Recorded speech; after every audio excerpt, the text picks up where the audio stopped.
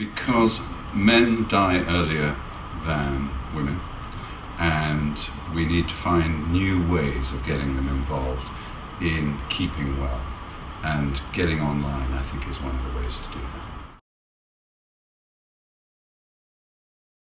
On the whole, I think it's because they're poorly informed and they're shy about going to doctors and getting health advice.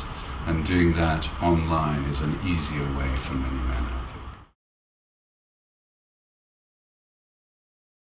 I do think that's the case. I think they like to work it through for themselves and then ask questions when they have a bit of knowledge about a particular thing.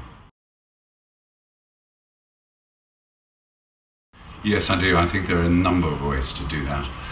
The first thing, I think, is that we are very close to having systems that give all patients access to their records.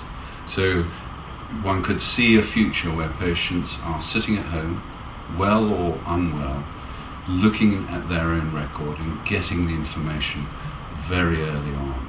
That makes a huge difference when you're trying to control hypertension, diabetes, epilepsy, those kind of conditions, but also in a diagnostic way. People can build up that information. One of the great advantages of being online is that you can put links into critical points in the record. So if you, for example, if you were a diabetic and tracking your own diabetic results, then a link through to Diabetes UK's site and so on would be one way of building up a knowledge base very quickly. In my own practice, I now use something called HealthSpace, which allows me to communicate with patients by email using a secure NHS broadband connection. It makes a huge difference in the way you can interact with patients.